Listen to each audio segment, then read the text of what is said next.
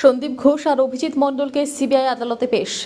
সিবিআইয়ের আইনজীবী, টালা থানার ওসি এখনো পর্যন্ত অভিযুক্ত নয়, তবে আমরা মনে করছি এর পেছনে বৃহত্তর ষড়যন্ত্র রয়েছে। আরজি করের এই ঘটনায় ইনফরমেশন টালা থানায় আসে সকাল 10টায়, কিন্তু টালা থানার ওসি ঘটনাস্থলে গিয়ে পৌঁছান 11টার সময়।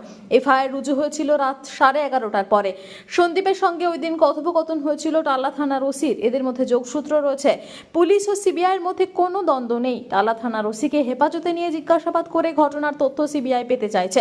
সন্দীপ ঘোষ আর্থিক দুর্নীতির ঘটনায় ইতিমধ্যেই জেল হেফাজতে রয়েছেন। গতকাল রাতে তাকে জেল থেকে গ্রেপ্তার দেখানো হয়েছে সিবিআইয়ের তরফে। ওসি একজন ভারপ্রাপ্ত আধিকারিক, তাই তার কাঁধে দায়িত্ব রয়েছে। তিনি তার দায়িত্ব সম্পর্কে জানেন, কিন্তু তিনি যথাযথ পদক্ষেপ করেননি। দুজনেরই সিবিআই হেফাজতের আবেদন করা হয় সিবিআইয়ের তরফে।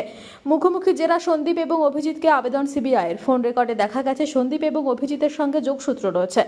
অভিজিতের আইনজীবী, আমার মক্কেলের বিরুদ্ধে যে ধারাগুলো দেওয়া হয়েছে তা জামিনযোগ্য। ওর বিরুদ্ধে ঘটনাস্থলে দেরিতে যাওয়া এফআইআরদের দায়ের করার মতো অভিযোগ রয়েছে। তার জন্য বিভাগীয় তদন্ত হতে পারে, এর জন্য গ্রেপ্তার করা যেতে পারে না। কিন্তু যতবার নোটিশ দিয়ে ডাকা হয়েছে ততবারই সহযোগিতা করেছে। 6টা নোটিশ দেওয়া হয়েছে। আমার মক্কেল চিকিৎসার জন্য হাসপাতালে ভর্তি ছিল, তা সত্ত্বেও 14 তারিখ নোটিশ দিয়ে আবারও হাজিরা দিতে বলা হলে তিনি হাজিরা দিয়েছেন। এতবার জিজ্ঞাসা করার পরেও কিছু পাওয়া গেল না। কিন্তু গতকাল কি এমন পাওয়া গেল যার জন্য গ্রেপ্তার করা হলো অভিযুক্ত? তাকে কোন গ্রাউন্ডে গ্রেপ্তার করা হয়েছে তা জানার অধিকার রয়েছে, কিন্তু আমাকে বলা হয়নি আমি অভিযুক্ত নাকি সাক্ষী। অ্যারেস্ট মেমোতে কোনো সই নেই। শিয়ালদহ বার কাউন্সিলের রেজলিউশন নেওয়া হয়েছে যে এই খুন ধর্ষণের মামলায় যে অভিযুক্তরাই আসবে তাদের বিরুদ্ধে শিয়ালদহ আদালতের কোনো আইনজীবী আদালতে উপস্থিত হবেন না।